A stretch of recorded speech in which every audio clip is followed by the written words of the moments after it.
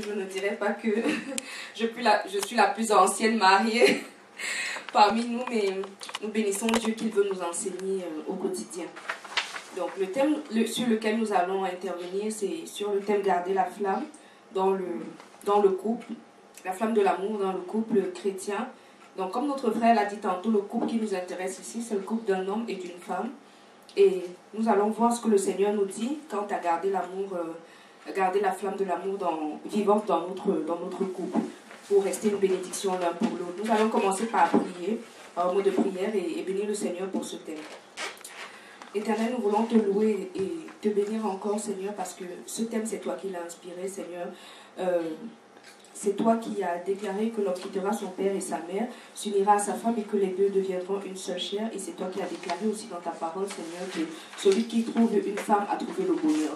Donc nous avons la conviction que garder la flamme de l'amour dans le couple, c'est ta volonté parfaite, Seigneur. C'est que nous restons amoureux l'un de l'autre, Seigneur. Et surtout que nous restions un couple qui brille, Seigneur. Un couple joyeux, un couple heureux, Seigneur, dans lequel tu restes au centre, Seigneur, afin que ton nom soit élevé et que plusieurs soient attirés à toi au travers de nos couples. Nous te louons et nous te bénissons parce que tu nous enseignes dans le nom puissant de Jésus. Amen. Amen.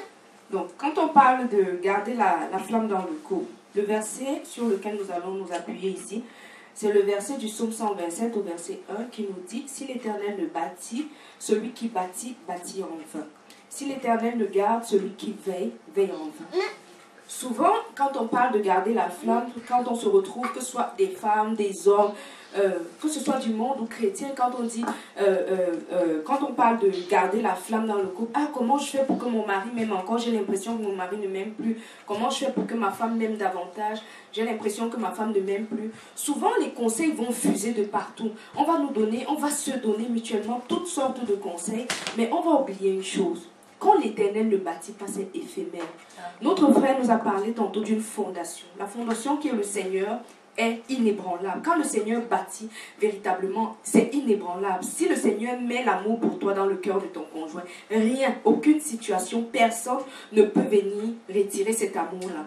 Si l'Éternel met de la compassion pour toi, de l'amour, du respect pour ton conjoint dans ton cœur, rien, aucune situation, aucun élément ne va venir enlever ça. C'est pour ça qu'il est important de revenir à la base, le fondement même qui est le Seigneur. Si l'Éternel ne bâtit la maison, celui qui bâtit, bâtit en vain.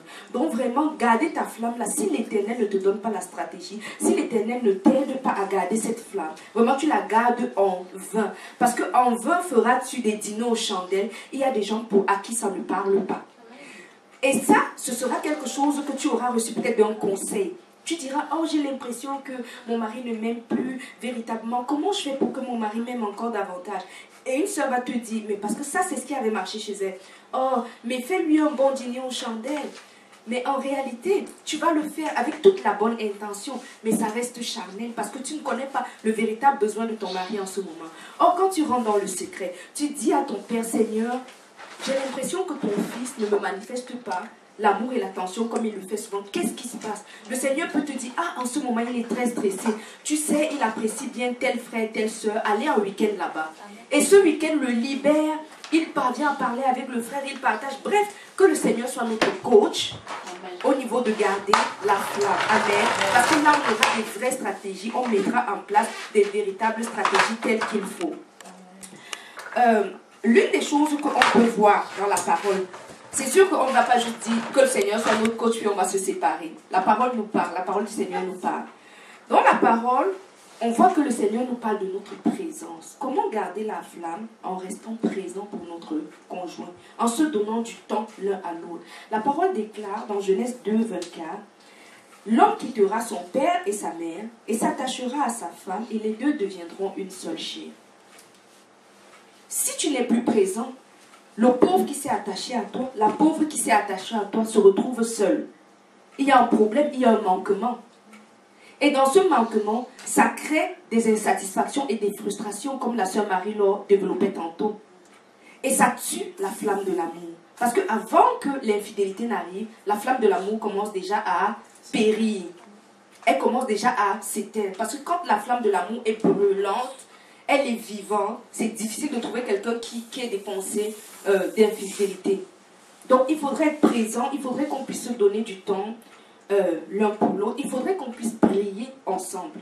C'est très important qu'on puisse prier ensemble, parce que c'est en priant ensemble que le Seigneur reste notre socle, donne les stratégies à monsieur, donne les stratégies à madame, donne les stratégies au couple en général, afin que notre flamme reste brûlante et que chacun de nous continue d'être comblé. Parce que l'objectif du Seigneur, en nous mettant en couple, c'est que nous soyons comblés.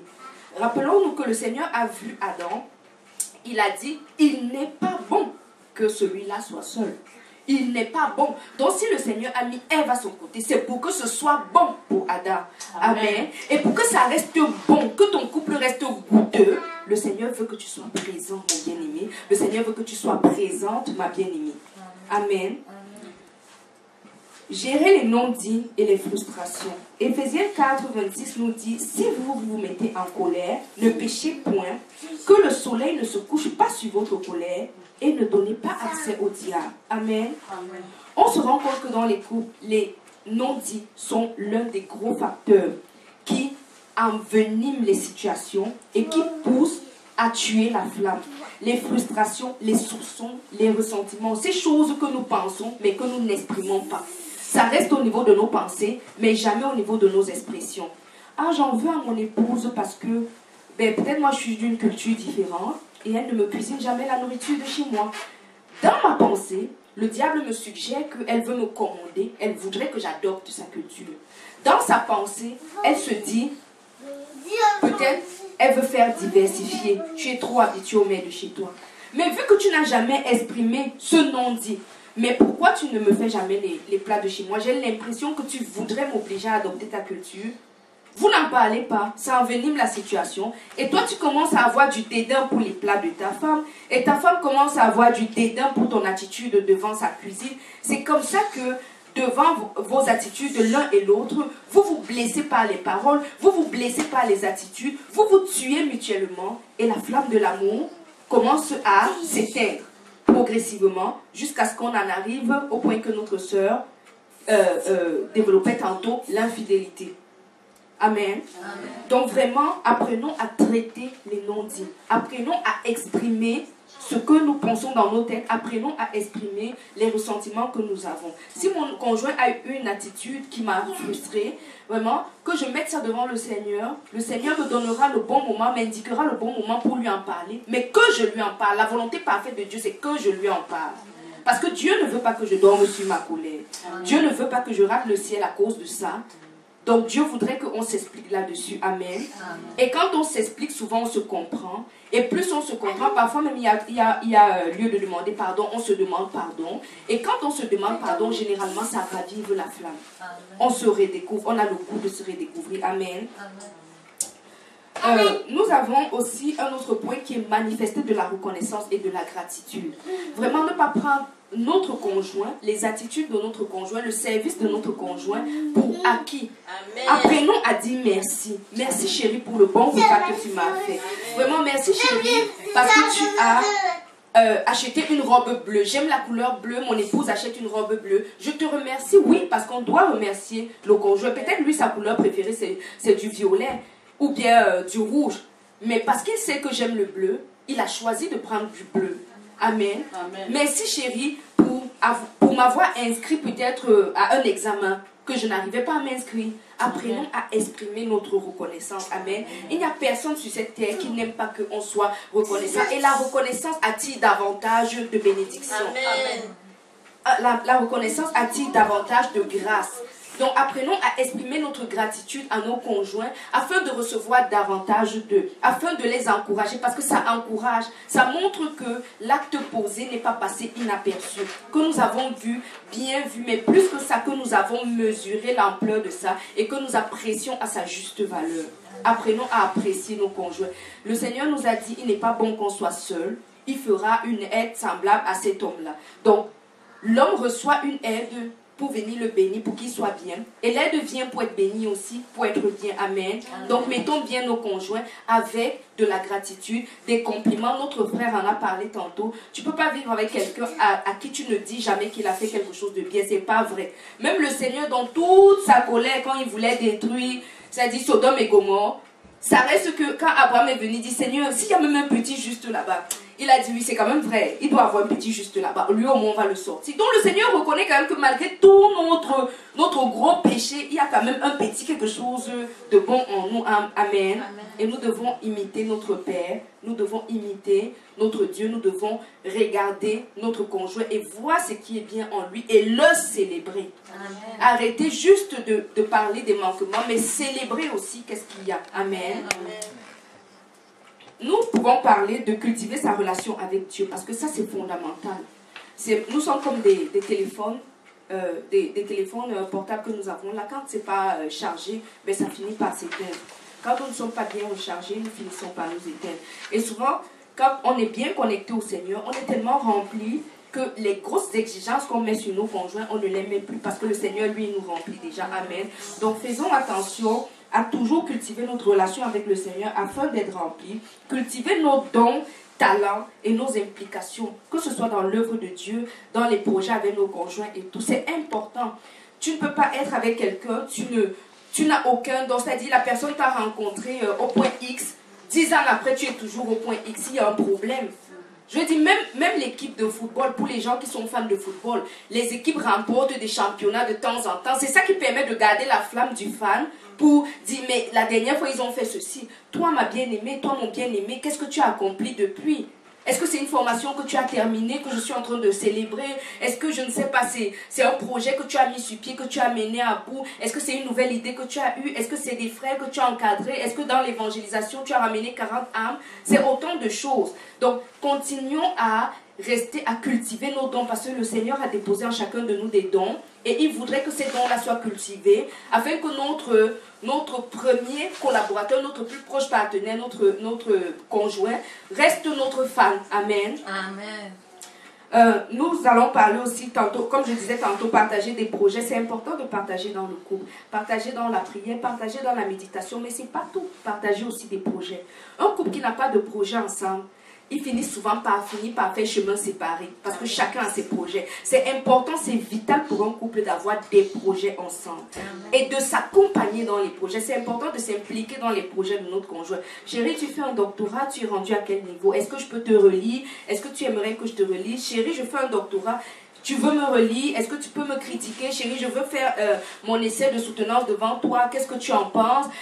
Oui, chérie, justement, au travail, j'ai de nouveaux défis, c'est ça. Je suis en train de mettre en place une nouvelle chaîne. Voilà comment j'ai pensé. Qu'est-ce que tu en penses? C'est important de partager nos projets. On peut travailler dans différents domaines, mais on peut les partager. Et les partager renforce notre complicité. Amen. Donc, c'est vital, c'est primordial et le Seigneur le veut. Amen. Donc, restons curieux aussi par rapport à nos conjoints. Restons curieux. Pour rester amoureux, pour être amoureux, il faut être curieux. Puisque la dame qui est ta conjointe aujourd'hui, qui est ta femme, qui est ton épouse, l'homme qui est ton mari aujourd'hui, ça a commencé par quoi? Par la curiosité. Tu es allé peut-être à une réunion chrétienne, tu as vu un frère là-bas, ou tu as vu une soeur et tu as demandé à un frère, tu connais la soeur là? Il a dit, oui, je connais la soeur, elle fait telle chose. Je connais le frère, il fait telle chose. Mais toi, tu es avec ta femme, tu n'es plus curieux. Elle est en train de lire un livre depuis 3 semaines, tu ne sais même pas le titre du livre, tu ne sais pas ça parle de quoi. Parce que si tu connais le titre du livre et ça parle de quoi, tu vas savoir ses intérêts.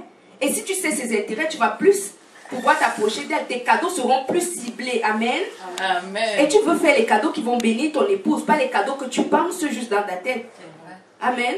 Donc vraiment, restons curieux. Ah, mais j'ai vu que ma femme, tu es allée chez telle soeur l'autre jour. Mais qu'est-ce que vous aviez à faire? Ah non, non, c'est juste qu'on était en train de penser à telle chose. Ah, c'est là que tu vois. Ah, mais ma femme, elle est toujours en train de penser à voir comment organiser les petits trucs surprises. Ou bien peut-être ma femme aime bien les surprises. Donc moi aussi, je vais lui en faire. C'est quelque chose qu'elle apprécierait.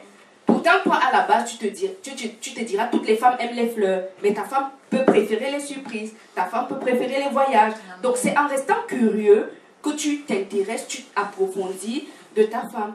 Amen. Et tu ne peux pas dire, ah, mais ça fait 10 ans de mariage, je la connais déjà parfaitement. C'est pas vrai. Amen. Parce que même lorsque nous sommes avec le Seigneur, nous avons déjà fait 50 ans de marche avec le Seigneur. On découvre toujours. Amen. Moi, j'ai mon papa, amen, prophète, amen. J'ai mon papa dans la foi qui est un homme qui chemine avec le Seigneur, je pense, depuis 1960, quelque chose. C'est-à-dire qu'il chemine avec le Seigneur, je pense que ma maman n'était même pas encore née. Mais l'autre jour, il m'appelle, il me dit, ma fille, Éphésiens 6, je viens de recevoir un réma. Il était dans l'excitation comme un jeune chrétien. Pour dire, il y a toujours quelque chose à découvrir de toi aussi, ton conjoint. Amen. Parce que comme notre relation est avec Dieu, nous l'église, c'est comme ça que entre conjoints, c'est amen. Amen. Donc restons curieux afin de mieux connaître notre conjoint, mieux le cibler dans nos actes de bénédiction et que la flamme reste. Amen. Amen. Vraiment, nous allons aborder aussi un thème qui est très primordial pour garder la flamme. La parole déclare dans 1 Corinthiens 7, verset 3, que le mari rende à sa femme ce qu'il lui doit et que la femme agisse de même envers son mari. La femme n'a pas autorité sur son propre corps, mais c'est le mari. Pareillement, le mari n'a pas autorité sur son corps, mais c'est la femme. Donc, la parole de Dieu nous dit ici clairement que quand tu acceptes de te marier, tu acceptes que ton corps ne t'appartient plus. Ça appartient à quelqu'un d'autre. Donc, le quelqu'un d'autre peut décider vraiment. Toi, tu aimes beaucoup les mèches, mais moi, je n'aime pas ça. Mon corps là, je ne veux plus la mèche dessus. Ça te fait mal. Mais quand tu entrais dans le mariage, Dieu t'avait prévenu que ton corps là n'appartient plus à toi, mais ça appartient à quelqu'un d'autre. Donc, tu fais un échange.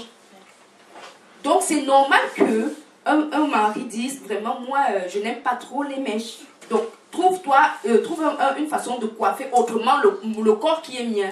Donc, c'est normal qu'une femme dise, vraiment chérie, moi, je n'aime pas tel genre de tenue. Vraiment chérie, j'aimerais plus que tu t'habilles comme ça. Même si ça te frustre, même si ça te blesse, sache que ce corps-là lui appartient. Amen. Je prends un exemple. Un salon qui appartient à quelqu'un. C'est lui qui décide, je veux déjà mettre des napperons rouges ou je veux mettre des napperons bleus. C'est pas le voisin qui dit non, mets les napperons verts chez toi. Non.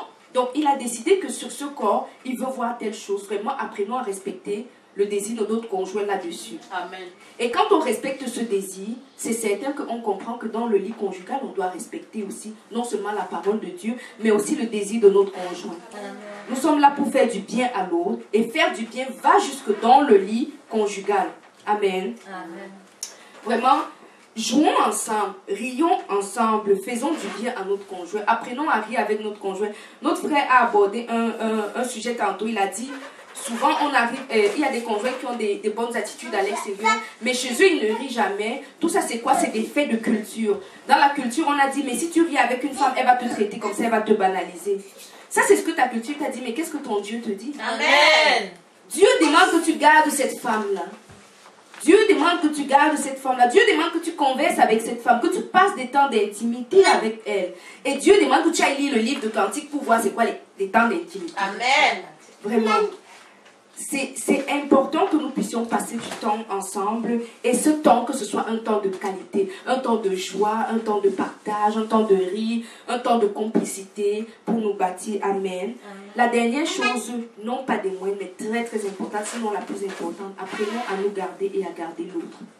Tu es le gardien de ton mari, tu es le gardien, tu es la gardienne de ton mari, tu es le gardien de ta femme. La première personne qui doit faire front devant toute situation, devant tout événement, devant toute personne, pour ta femme, c'est d'abord toi. Pour ton mari, c'est d'abord toi. Amen. La personne qui doit se tenir pour ton conjoint, devant tout, envers tout, contre tout, c'est d'abord toi. Et quand tu te tiens, certainement ça fait grandir l'amour. Pourquoi? Parce qu'on sait I get a backup. J'ai quelqu'un en arrière de moi qui me soutient. Et quand on a un soutien, on est bien. Pourquoi est-ce qu'on devient de plus en plus amoureux du Seigneur? Hier, on avait telle situation, il nous a baqués. On sait que le Seigneur nous bat toujours. Et notre amour grandit. Oh papa, je t'aime. Mais c'est parce que tu aimes vraiment mon gardien. Tu dois garder ton mari. Tu ne dois pas exposer ton mari. Tu dois garder ta femme. Tu ne dois pas exposer ta femme. Ta femme ne sait pas cuisiner. Vraiment, pour garder la flamme avec ta femme, il y a d'autres façons que tu peux suggérer à ta femme d'apprendre à cuisiner sans l'exposer devant toutes les sœurs. Ton mari ne sait pas prier, il y a d'autres façons que tu peux suggérer à ton mari de se rapprocher d'un frère pour se renforcer dans la prière, sans l'exposer. Amen. Parce que l'exposer, c'est le blesser. Le blesser, c'est détruire ce qu'il avait cru voir en toi. C'est le désillusionner et donc faire mourir cette flamme. Nous voulons que cette flamme perdure et nous voulons que le Seigneur nous garde là-dedans. Amen. Amen.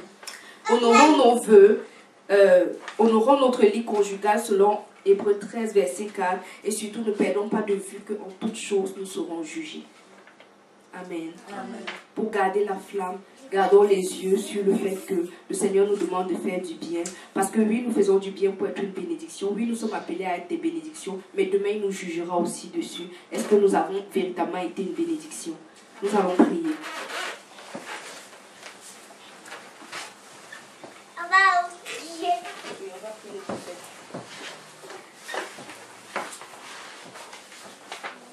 Nous allons prier d'abord pour bénir le Seigneur pour les couples. C'est une grâce d'être en couple. C'est une grâce que le Seigneur nous ait jugé intéressant suffisamment pour nous mettre dans la vie de quelqu'un afin de le bénir. Amen. Amen. Merci Seigneur, parle pour toi. Mais merci Seigneur parce que tu m'as jugé intéressant suffisamment pour pouvoir me mettre à côté de cet homme, à côté de cette femme, afin que je puisse le bénir. Oh Seigneur, je veux te louer encore. Je veux t'élever Seigneur, reconnaître cette grâce que tu m'as accordée Seigneur. Et te dire merci pour cette grâce Seigneur. Nous voulons te bénir pour les couples qui sont ici. Nous voulons te bénir pour les couples qui n'ont pas pu être là. Nous voulons te bénir pour les couples qui nous suivent. Oh Seigneur, que chaque couple puisse réaliser la grâce qu'ils ont d'être en couple. Peu importe les problèmes, les difficultés qu'ils rencontrent. Seigneur, peu importe si la flamme semble avoir baissé ou même abaissé, Seigneur. C'est déjà une grâce d'être en couple et nous voulons le reconnaître et te louer pour cela. Au nom puissant de Jésus-Christ. Amen. Nous voulons prier, demander au Seigneur d'ouvrir nos bouches afin que les non-dits ne soient plus ce qui domine notre couple, mais nos couples, mais que la communication soit notre partage parfait au nom de Jésus. Amen. Seigneur, nous voulons t'implorer pour chaque couple, Seigneur, afin que les non-dits n'aient plus lieu au milieu de nous, mais que la communication soit notre partage. Nous t'implorons, Seigneur, afin que la communication, Seigneur, puisse être au milieu de nous, puisse être notre souffle, Seigneur, puisse être notre mode de vie, Seigneur, afin que les non-dits soient complètement dissipés à chaque fois, que personne de nous ne risque de dormir sur la colère, Seigneur, et que nous puissions nous comprendre et nous expliquer à chaque fois au nom puissant de Jésus-Christ. Amen. Amen. Maintenant, tu vas prier et demander au Seigneur d'apprendre à reconnaître ce que ton conjoint fait et à mieux connaître ton conjoint. Amen. Oh Seigneur, nous voulons prier afin que tu apprennes à chacun ici, Seigneur, à chacun qui nous suit, Seigneur, à chaque couple qui a déjà été connecté à nous, Seigneur, à chaque personne de couple, Seigneur, de reconnaître, Seigneur, ce que leurs conjoints font et surtout, Seigneur, oh, je t'en supplie, de mieux connaître leur conjoint. Réveille la curiosité dans les couples, oh éternel Dieu des amis. Réveille la curiosité dans les cœurs des conjoints, Seigneur. Nous te supplions encore, Seigneur, pour que le respect règne dans les couples, Seigneur. Pour que la complicité soit le partage des couples, Seigneur. Au nom puissant de Jésus-Christ. Tu vas prier. Le dernier sujet, c'est que le Seigneur t'aide à te garder, à garder ton foyer et à honorer tes vœux. Amen. Amen. Oh Seigneur, nous te supplions, Seigneur, que tu nous apprennes à nous garder nous-mêmes, Seigneur, pour le bien de notre foyer, à garder nos foyers, à garder nos conjoints, Seigneur, à être les premiers, Seigneur, qui protègent nos conjoints à tes côtés, oh Seigneur. Aide-nous à honorer nos vœux, Seigneur, à honorer notre vie conjugale, Seigneur, à honorer notre mariage, oh Seigneur, à honorer, Seigneur, toutes choses que tu nous donnes dans notre mariage, Seigneur, à honorer notre relation avec toi et avec notre conjoint. Et Seigneur, et surtout, ne pas perdre de vue, Seigneur, que nous serons jugés là-dessus. Au nom puissant de Jésus-Christ, nous t'avons imploré, Seigneur. Amen. Amen.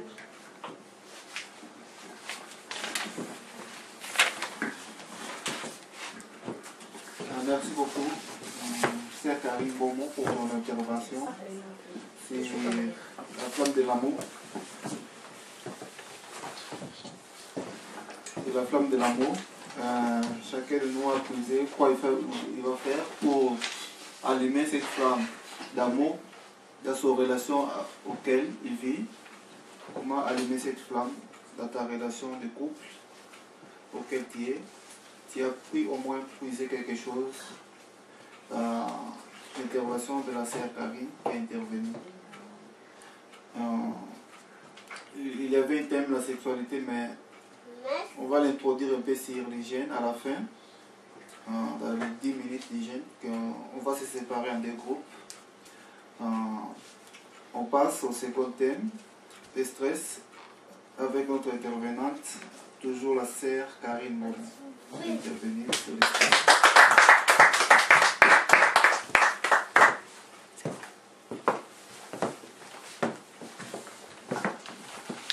Amen.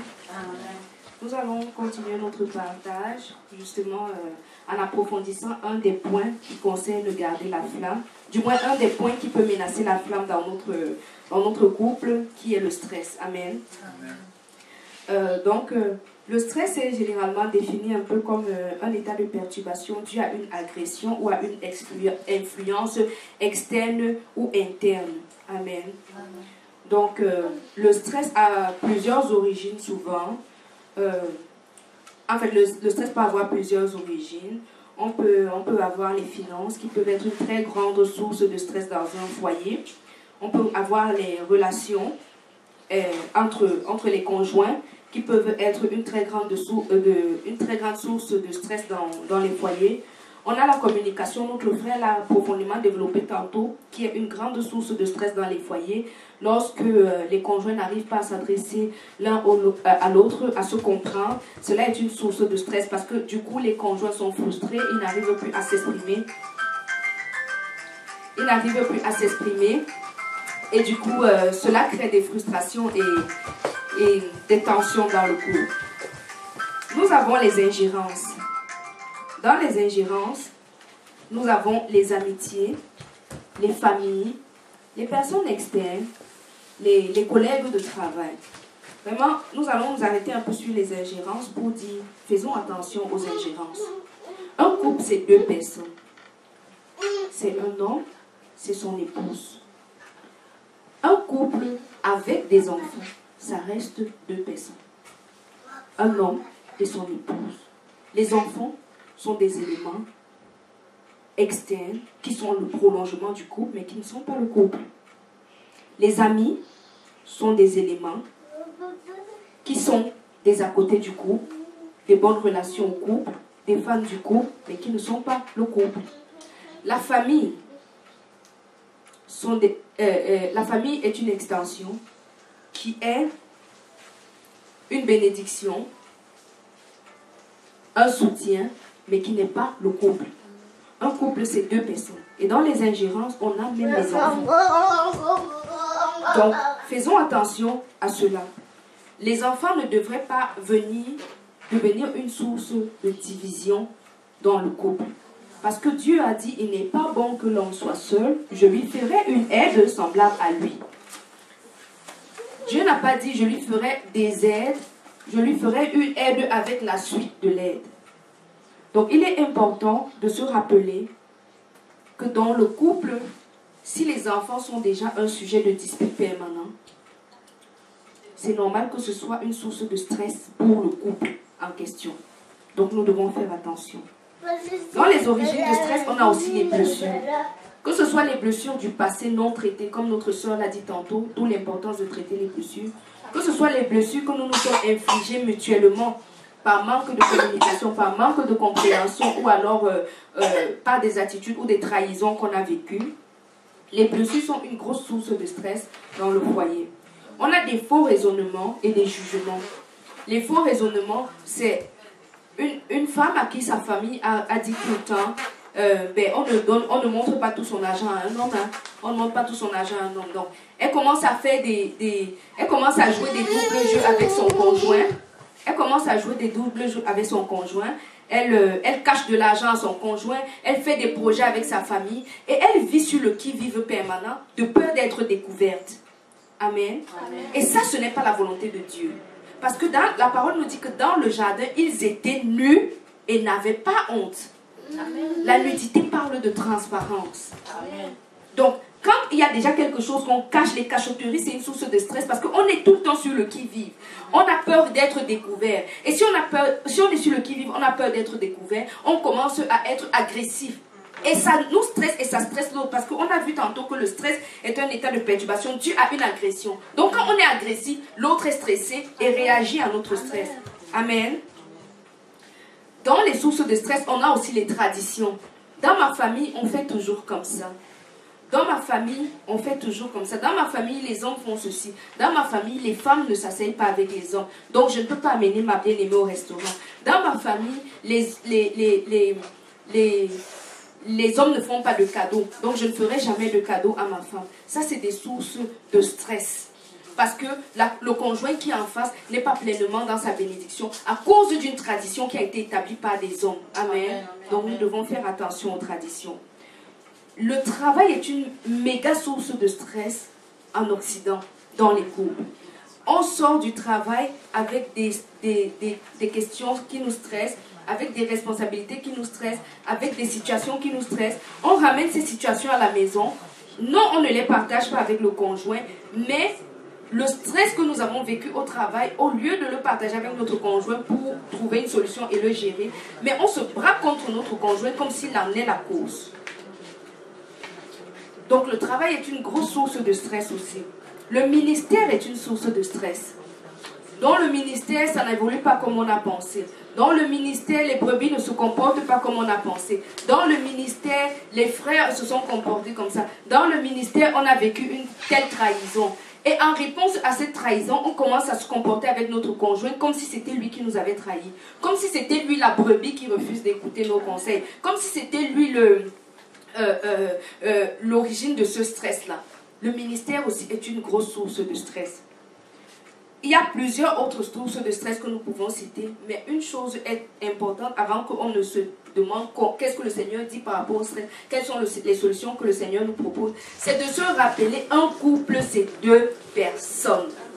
Un homme et une femme. Ce n'est pas pour rien qu'à partir de 20 ans, quand vos enfants sont grands, ils partent de la maison. Nous, tous qui sommes en couple ici, nous sommes partis de chez nos parents qui sont, pour ceux qui ont encore les parents vivants, il reste des couples là-bas. Amen. Les enfants sont appelés à partir, donc il ne faut pas partir de votre couple. Amen. Donc le Seigneur voudrait qu'on se rappelle cela à chaque fois.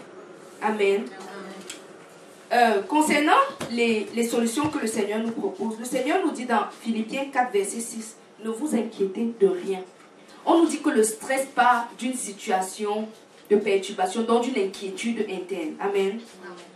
Ne vous inquiétez de rien, mais en tout temps, faites connaître vos besoins au Seigneur par des prières et des supplications, avec action de grâce. Amen. Le Seigneur dit en tout temps. Est-ce que tu as vécu une situation de stress au travail? Dieu veut que tu lui fasses parvenir ton besoin par rapport à cette situation. Seigneur, j'ai besoin que tu régularises la situation avec ma collègue qui m'accuse à tort. Et quand tu arrives chez toi, vu que tu as déjà élevé cette prière et que tu t'es déjà déchargé de ton fardeau à ton Dieu, ben tu n'agresses pas ton conjoint comme si c'est lui qui était allé au travail te créer des problèmes. Quand ça ne marche pas dans tes études, tu les confies au Seigneur, tu n'agresses pas ton mari ou ta femme avec. Quand ça ne marche pas dans tes finances, tu t'assois avec ton conjoint et vous priez votre Dieu. Ce n'est pas que tu agresses ton conjoint ou ton mari ou ta femme comme s'il en était la cause. Amen.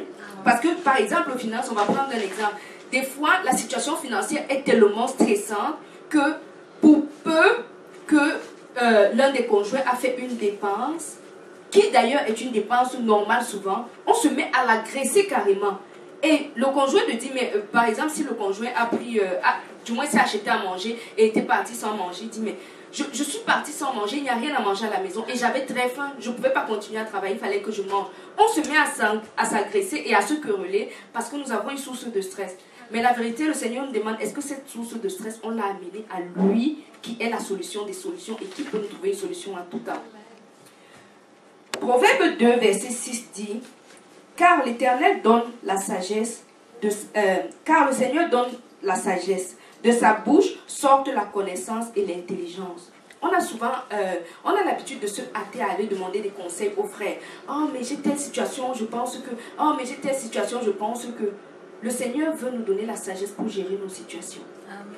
Le Seigneur veut nous donner la connaissance et l'intelligence pour gérer nos situations. Donc, soyons prompts à confier nos situations au Seigneur, parce que quand on les confie, il nous décharge et ça diminue les sources de stress inutiles dans nos maisons. Ecclésiaste 2, 26 nous dit, car il donne à l'homme qui lui est agréable la sagesse, la science et la joie. Amen. Et la joie. Il n'y a pas de possibilité de joie quand on est stressé.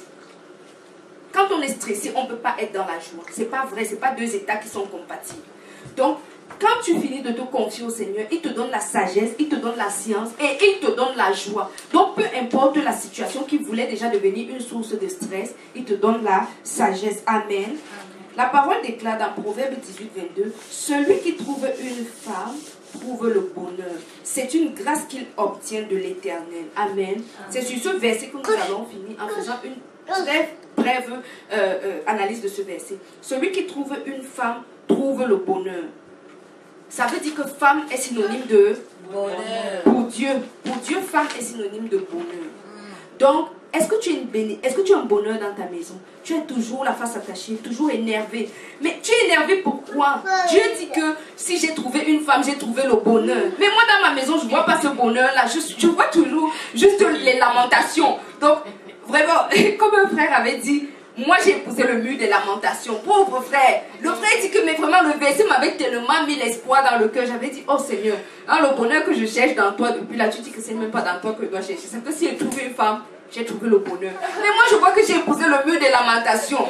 Vraiment, le cube manque. Ma femme, la lamentation. Le sel manque, la lamentation. Non, mais est-ce que tu es une source de joie? Nous rions, mais est-ce que tu es une source de bonheur dans ta maison? La parole déclare que femme égale bonheur. Donc femme synonyme de bonheur. Est-ce que quand toi tu t'analyses, tu te dis, moi je suis bonheur? Dieu veut que tu t'analyses chaque matin dans la maison où il t'a placé là. Est-ce que je suis bonheur? Donc ton autre nom, Dieu, donc quand Dieu identifie ces filles comme ça, celles qui sont mariées là, il dit bonheur, il s'attend à ce que plusieurs répondent que est-ce que si on dit bonheur, tu vas répondre, ou bien ton nom c'est stress? Parce que si ton mari dit Seigneur vraiment bonheur, elle ne peut pas répondre Seigneur parce qu'elle là c'est moi j'ai trouvé le stress. Le Seigneur va dire vraiment, mon fils, viens, on va parler. Et s'il part parler avec ton Dieu, c'est grave. Et si Dieu te gère, c'est dangereux. Amen. Amen. Donc vraiment, le Seigneur dit, c'est une grâce qu'il obtient de l'Éternel. C'est une grâce d'être marié. Le Seigneur dit que c'est une grâce qu'on obtient de lui. Vraiment, est-ce que nous sommes des sources de bonheur dans nos maisons, hommes comme femmes? Est-ce que nous sommes des sources de bonheur? Est-ce que nous sommes des sources d'apaisement? Est-ce que quand quelque chose arrive à mon mari, à ma femme en route, il a hâte de courir pour venir se confier à moi que chérie, regarde ce qui m'est arrivé. Parce qu'il sait que dans mes bras, il y a la compassion. Parce qu'il sait que dans mes bras, il y a la compréhension. Ou est-ce qu'il a même peur que j'entende parce qu'il dit, hey, elle va me parler, dit tout ça à l'assemblée. Me voilà encore sali de nouveau. Est-ce que tu es le genre de personne qui expose ton conjoint? Ah, mais j'ai appris que dans le passé, il avait chuté dans son ancienne assemblée. Tu ne sais pas. Oh, mais on dit qu'elle l'a. Oh, mais on dit qu'elle avait détourné de l'argent dans son ancienne assemblée. Est-ce que tu es celui qui rappelle à ton conjoint ses manquements passés et occasionne le stress en lui? Ou est-ce que tu es celui qui lui rappelle les victoires que le Seigneur lui a fait avoir, qui lui rappelle le nombre de Goliaths que le Seigneur a déjà abattu avec lui, pour lui dire à quel point il est un victorieux? Alléluia. Est-ce que tu es quelqu'un qui peut essuyer le stress? On parle de stress ici. Oui, le stress, ça existe. Mais Dieu veut que nous soyons des effaceurs de stress. Amen. Et non pas des occasions de stress. Et encore moins des encourageurs de stress. Oh, mais ma mère a dit que... D'accord. Mais un couple, c'est deux personnes. Quand nous sommes allés devant le Seigneur nous a donné le plan de match. Les enfants, cette année, vraiment, vous allez soutenir telle mission. Il y a tel pasteur qui œuvre pour moi depuis. Oh, ma fille, cette année, mon fils, cette année, il y a tel petit dans votre famille qui est un enfant très doux, très gentil et qui veut aller aux études. Vous allez le soutenir dans ses études. La maman appelle pour dire, moi je veux que vous fassiez ceci. Mais Dieu vous a donné un plan de match, que moi j'ai une vision par rapport à la vie de cet enfant-là. Et je veux que vous semiez dans sa vie. Qu'est-ce que vous faites? Est-ce que vous dites, non, vraiment, le coach principal a déjà donné le chemin, la feuille de route? Ou est-ce que vous dites vraiment, les fans, les soutiens, les à côté sont en train de dire qu'ils désirent ceci? Quand on descend pour jouer un match, on s'en tient à ce que le coach a dit. On n'écoute pas ce que les fans sur les estrades sont en train de dire. Tire à gauche, tire à droite, ça ne concerne pas ce que le coach a dit. Amen. Vraiment, apprenons pour gérer le stress dans nos foyers, à revenir au Seigneur, lui qui a le plan de match. Amen. À revenir au Seigneur, à nous confier au Seigneur. Et vraiment que chaque matin, chacun de nous se dise, nous sommes dans un couple, nous avons une mission là-bas, c'est être appelé bonheur, c'est être appelé effaceur de stress. Vraiment, c'est être appelé soutien permanent, c'est être appelé joie permanente. Amen. Amen. Nous allons prier.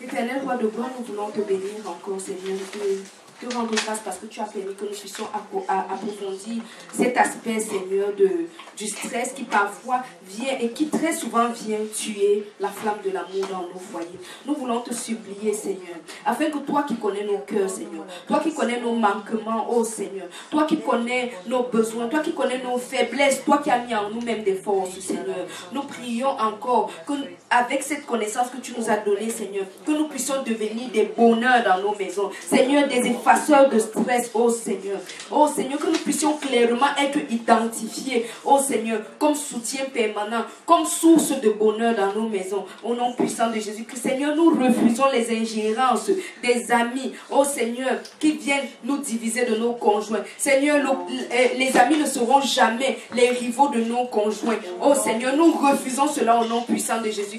Nous refusons, Seigneur, les familles qui prennent trop de place, les amis qui prennent trop de place, les enfants qui prennent trop de place dans la relation de couple. Oh Seigneur, nous refusons cela au nom puissant de Jésus-Christ. Et nous prions, Seigneur, que tu permettes que le verset de Genèse 2:24 puisse parfaitement s'accomplir dans nos cours. Que nous puissions clairement quitter nos parents, Seigneur, nos amis et toutes autres choses pour s'attacher parfaitement à nos conjoints. Oh Seigneur, au nom puissant de Jésus-Christ, nous prions que tu nous accordes la grâce, Seigneur, de la sagesse dans la gestion du stress. Que tu nous accordes la grâce de toujours revenir à toi pour savoir quoi faire dans toute situation que nous rencontrons, parce que tu as la solution, Seigneur, et tu veux notre bien par-dessus tout. Nous t'avons prié au nom de Jésus. Amen.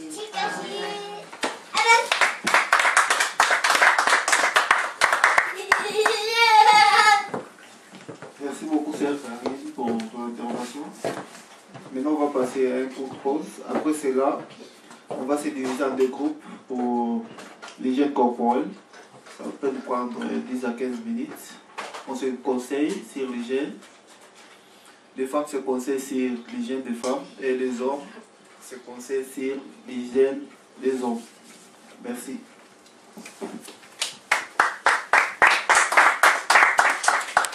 Ce que je dis, le mariage c'est un engagement et des fois on oublie le mot engagement. Parce que le mot engagement vient avec ce qu'on appelle la responsabilité. Et dans l'engagement, donc cela veut dire que c'est parce que c'est pas pour dire que cela va être bien tout le temps. Donc cela veut dire que nous sommes responsables l'un de l'autre. Et parfois on dit, moi je suis responsable de moi-même, je ne pense pas être responsable de ce que l'autre fait. Mais si on est ensemble, c'est parce que on est là pour veiller l'un l'autre. On n'est pas en compétition. Et ça, quand j'ai fini par comprendre que nous n'étions pas en compétition, mon mari et moi, donc la vie était devenue plus facile. Parce que quand on est en compétition, donc on veut que l'autre tombe. Mais quand on n'est pas en compétition, donc on donne la main à l'autre pour monter. Amen. Et qu'est-ce qui arrive quand on est en compétition? Dès que l'autre tombe, nous, on essaie de monter. Donc cela veut dire qu'on n'arrive jamais à se rencontrer l'un l'autre. Ça fait partie de l'engagement. Donc, d'autres choses, il y a pas mal de petites choses à prendre en considération quand on est marié. Donc, on va parler des finances. Donc, et ça, on dit que c'est le plus gros dada des couples. Parce que la femme pense toujours que son mari est toujours plus riche. Et le mari pense que la femme, elle a toujours quelque chose de caché quelque part. Parce que c'est le mythe que nos grands-parents nous disaient. Mais en réalité, je ne pense pas ni l'un ni l'autre. L'homme n'est pas plus riche et la femme ne cache rien. Donc c'est pour cela que je conseille tout le temps d'avoir un budget. Je dis, on s'assoit ensemble, on fait un budget. Peu importe qu'on a de l'argent, peu importe qu'on n'en a pas. Parce que des fois, quand on dit aux gens de faire un budget, ils disent, mais je n'ai pas d'argent, je n'ai pas assez d'argent pour faire un budget. Je dis, bon, c'est là l'occasion d'en faire un.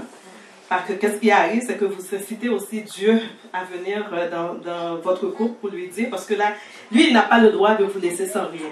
Amen. Donc, si vous lui dites que j'en ai besoin de 2000, de 3000 pour le mois, donc il doit se débrouiller pour nous donner. Amen. Donc, et c'est une façon de faire confiance à Dieu. Amen. Donc, quand j'ai dit de faire un budget, donc vous allez devoir regarder tous les paramètres. Et tantôt, je viens de dire aux filles, il faut penser aux vacances, il faut penser à la famille, les deux familles, parce que puisque nous nous sommes mariés, nous sommes un. Donc cela veut dire qu'il n'y a pas la famille de l'autre, et puis la famille, ma famille, la famille de l'autre. Il n'y a pas de jalousie, pas de concurrence, il n'y en a rien. Et ça, c'est un problème à résoudre au départ. Donc, dès que vous vous mariez, vous dites que vous vous épousez. Oui, je n'épouse pas la famille de l'autre, mais elle est là. Et puisqu'elle est là, donc elle fait partie aussi de nos vies. Donc, c'est une responsabilité commune qu'on prend envers nos familles. Donc, il ne faut pas l'oublier. Donc, cela veut dire que dans les finances, ça, c'est un des grands problèmes qu'on pourrait y avoir. C'est le problème, et quand il y a, par exemple, il y a un problème dans la famille, ou bien il y a quelque chose à régler, donc on a toujours tendance à dire, à penser que, oh oui, il y avait quelque chose à régler ici, mais on envoie l'argent pour la famille. Mais si on a un budget, on résout ce problème à la base. Parce qu'on dit 30% du budget, c'est pour la famille, donc on va dépenser ce qu'on a. On ne peut pas dépenser ce qu'on n'a pas. On ne peut pas s'endetter pour aider les autres, malheureusement, donc c'est ainsi. Malheureusement, on a toujours tendance à oublier cette partie-là, mais c'est nécessaire. Et aussi, dans un budget aussi, il faut penser à tout, aux vêtements, etc. Donc, moi, je dis, il y a un petit outil qui est très important, que des fois on a oublié, il y a Desjardins, il y a BMO, qui a des plateformes où on peut aller faire un budget. Et je vous recommande fortement, fortement de le faire et de regarder tous les petits points qui sont à l'intérieur, parce que depuis que j'ai fait un budget, donc mon mariage est devenu plus solide, parce qu'il y a un problème que j'en ai plus, c'est le problème du budget, les finances. Je deviens plus riche, que j'ai dit, parce que je ne dépense pas ce que je n'ai pas. Amen. Parce que les hommes reprochent tout le temps les femmes parce que vous dépensez trop. Oh, vous dépensez, oh regarde, elle vient encore avec quelque chose. Et les femmes, on a toujours tendance à cacher quelque chose quelque part vraiment qu'on achète et que l'on ne veut pas que notre mari voit. Mais si on fait un budget ensemble, c'est notre responsabilité à nous deux de le faire. Je sais qu'au début, ça va être difficile, parce que pour moi aussi c'est difficile, mais tous les débuts sont difficiles. Mais en fin de compte, vous allez voir tellement que ça va rapporter tellement dans votre couple. Donc, vous allez pouvoir le suivre avec beaucoup d'intérêt. La deuxième chose, j'ai dit, c'est la sexualité. Parce que ce n'est pas vrai que les hommes ont tout le temps envie et puis que les femmes, non, ce n'est pas vrai. Parce que des fois, l'homme a envie, la femme ne veut pas, la femme a envie et l'homme ne veut pas. Et dans mes 22 ans, je sais qu'il y a des hauts et des bas. Des fois, la libido est partie pour les deux. Mais qu'est-ce qui arrive? Puisque c'est un engagement, puisque c'est une responsabilité et ça fait partie du couple. Donc, s'il te plaît, les hommes, quand la femme approche, ne le repousse pas. Parce que ça, je sais que c'est un problème qui est difficile, parce que quand on repousse une femme, la femme se sent... L'homme, il n'y a pas trop de problème quand la femme le repousse, parce qu'il va retourner, ça c'est sûr. Mais la femme, ça prend beaucoup de temps avant qu'elle accepte. Oh, il m'a repoussé. Ça, c'est l'histoire, les femmes viennent devenir cela. Donc, il m'a repoussé et ça crée quand même quelque chose d'assez... En tout cas, c'est propre aux femmes qui n'aiment pas ça que les hommes repoussent. Des fois aussi, la femme envoie des signaux. Mais, des fois, les hommes ne veulent pas l'attraper. De grâce, vous connaissez vos femmes et les femmes, vous connaissez vos hommes. Donc, la sexualité, c'est vraiment, vraiment, vraiment important dans un couple. Donc, il faut lui donner sa place parce que ça fait partie de la responsabilité, de l'engagement que vous avez pris envers l'autre. Et d'autres choses, ce sont les enfants, pour ceux qui en ont. Donc, pour ceux qui en ont, les enfants ont leur place, la femme a sa place et l'homme a aussi sa place. Pour quelqu'un qui a 2 enfants qui viennent de partir, donc je vais vous dire quelque chose. À la fin, qu'est-ce qui reste? c'est le couple. Les enfants vont partir bientôt. Qu'est-ce qui va rester? C'est le couple. Moi, je suis tannée de voir, par exemple, tous mes amis arriver à la fin. Donc, les enfants ont 22 ans, les enfants ne sont plus là. Et puis, l'homme n'a plus d'intérêt pour la femme. Ça arrive souvent. Par chance, moi, je pense que je recommence à zéro. Donc, je redeviens la petite amoureuse qu'il y avait, parce que là, on a une maison pour nous tous seuls. Donc, mais, donc, j'ai pris cette partie-là, c'est parce que le plus souvent, et quand il y a des enfants, donc on soucie beaucoup des enfants, et puis on oublie l'autre. L'homme oublie la femme oublie l'homme, donc ça, ce n'est pas bien. Parce que à la fin, qu'est-ce qui va arriver? Il va y avoir tellement de frustration le jour que les enfants ne seront plus là, donc il n'y aura plus de couple. Et pour ceux qui n'ont pas d'enfants, donc j'ai dit, voilà une bonne occasion de remuer tout le temps, de faire des petites choses, comme j'ai dit. On fait des petits pique-niques. On n'a pas besoin d'argent pour faire grandes choses. On peut sortir en famille. On a de la chance, on vit au Canada, il y a de beaux parcs. Et même en hiver, il y a des places où on peut y aller. Donc, ne restez pas sur les sofas. Donc, sortez, parce que ça fait du bien de laisser un peu le cocon familial. Parce qu'une fois dehors, l'air, je ne sais pas si c'est l'air, mais ça joue quand même dans les relations. Donc, en gros, je ne sais pas si j'ai tout dit, peut-être pas. Mais je vais arrêter là. En tout cas, moi, je parle à propos de mes expériences, de ce que j'ai fait, de ce qui m'a apporté du bien. Donc, je dis en partant, il faut faire attention aux finances, à la sexualité, à nos relations. Et puis, s'il te plaît, il y a quelque chose que les gens disent tout le temps, il ne faut pas aller dormir couché, fâché. Je sais que c'est ce qu'on dit souvent, mais ça n'arrive pas. Mais la seule chose que j'ai dit, si par exemple vous avez des problèmes, avant d'aller se coucher, priez. Priez pour l'autre, au lieu de s'énerver. Peut-être que vous n'avez pas envie de lui parler, mais faites appel au divin qui est dans l'autre personne, faites appel à Dieu pour nous aider, parce que c'est vrai que la nuit, même s'il porte conseil, la nuit porte conseil, mais aussi, ça apporte aussi beaucoup de désagréments, beaucoup de réflexions, etc. Donc sur ça aussi, je voulais dire que ne critique pas, parce que dès que vous commencez à critiquer l'autre, même avec les amis, si vous commencez à voir un défaut de votre femme, donc la femme va voir un autre défaut que vous avez aussi. Et il y a des gens qui adorent ça, qui adorent juger, qui adorent critiquer. Mais dès que les critiques commencent à rentrer dans un couple, c'est comme l'eau commence à fissurer le mur. Et puis ça ne va pas finir, parce que c'est sûr que si tu commences à trouver des critiques dans le conjoint, de la conjointe, c'est sûr que lui aussi, elle ou lui aussi, il va en trouver beaucoup. Et c'est pour cela qu'on parle d'amour, parce que l'amour est parfait. Donc, cela veut dire que peu importe que l'autre a des défauts, peu importe, oui, on peut en discuter. Mais comme vous n'allez jamais pouvoir changer la personne va rester avec ses défauts. Donc, cela veut dire qu'il faut trouver le moyen de vivre avec cette personne-là, au lieu de le critiquer, au lieu de le juger, au lieu de tout le temps être après, puisque vous savez que de toute façon, c'est foutu, la personne ne va pas changer. Et plus on en parle, c'est plus que la personne va en faire plus. Donc, c'est juste pour créer des problèmes. Alors, moi, j'ai toujours dit, si quelqu'un commence, si on voit qu'on commence à trouver beaucoup de défauts dans une personne, c'est parce qu'on ne l'aime plus. Et si on ne veut pas que ça arrive, la même façon que ça a commencé, on peut l'arrêter. Parce qu'on a le contrôle là-dessus. Donc ça, c'est quelque chose, il faut faire beaucoup d'attention, parce que si on ne fait pas attention à ça, un jour on va se lever, on va se demander, comme tous les autres, mais qu'est-ce qui s'est passé? Je ne sais pas quand est-ce que ça a commencé, mais c'est vous qui l'avez commencé. Et c'est pour cela qu'on dit que quand on est en amour, il faut supporter l'autre. Il faut supporter parce qu'on sait que à l'avance qu'il y a des choses qui vont y arriver. Moi, ça fait 22 ans que je suis mariée et je ne sais pas combien de fois j'ai dû me reprendre pour quelque chose que mon mari fait que je n'aime pas. Mais je ne critique pas. Je ne critique pas. Donc, des fois, là, j'avale mon salive, je dis, il a encore refait. Mais je retourne le dos parce que je sais que je ne vais pas pouvoir le changer. Je sais que c'est moi qui dois changer mon comportement pour accepter qu'est-ce qui arrive.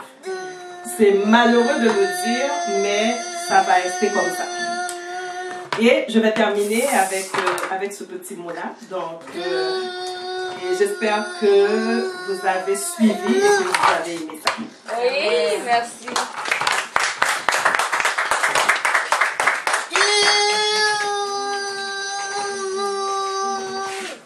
Gloire à Dieu.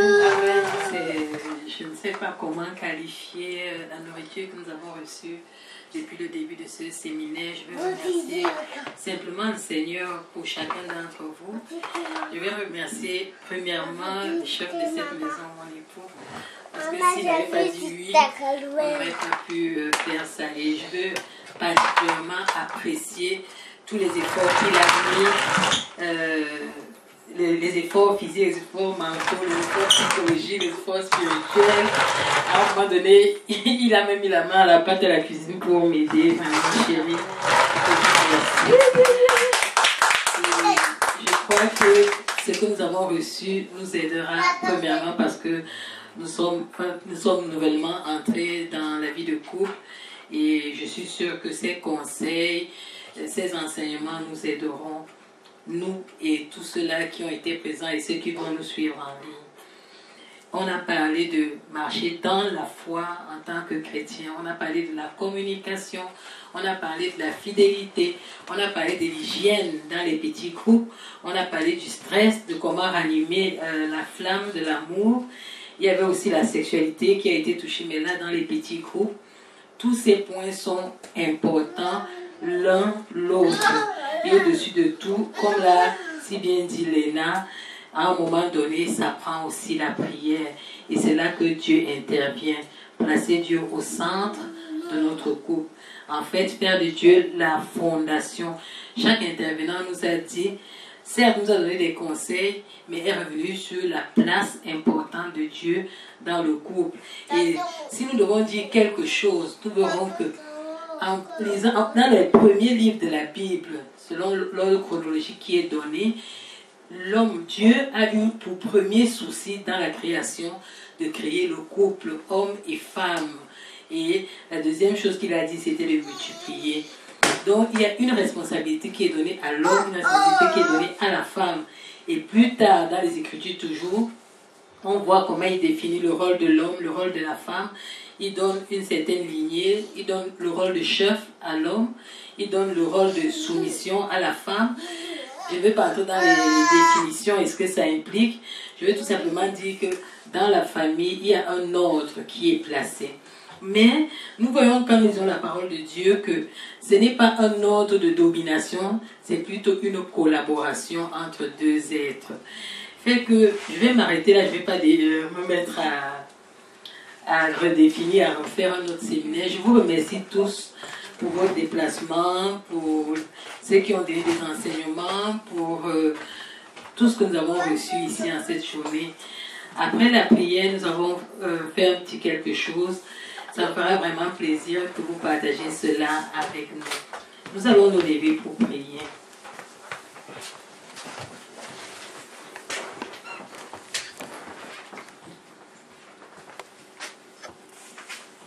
Seigneur, nous voulons te remercier et te rendre des actions de grâce pour ce merveilleux moment que nous avons eu dans ta présence. Je te remercie particulièrement pour chaque intervenant, pour ta révélation, oh Dieu, à chaque personne et pour les paroles que nous avons reçues, que ce soit des enseignements au niveau personnel, des enseignements en tant que couple, des enseignements même pour vivre dans la société et nous épanouir.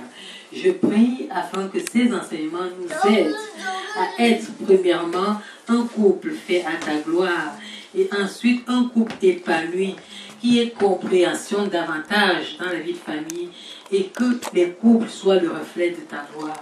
Entre tes mains, je recommande toute personne qui est venue et toute personne qui écoutera afin qu'un conseil, un enseignement, quelque chose apporte la flamme qui était morte, apporte la guérison, apporte la restauration, apporte la bénédiction, apporte la guérison au nom de Jésus-Christ. Je te recommande même, oh Dieu, le repas que nous avons partagé afin que tu le bénis, que tu le sanctifies et que tu nous donnes de manger ce repas avec action de grâce. Merci au nom de Jésus-Christ. Amen. Amen. Amen.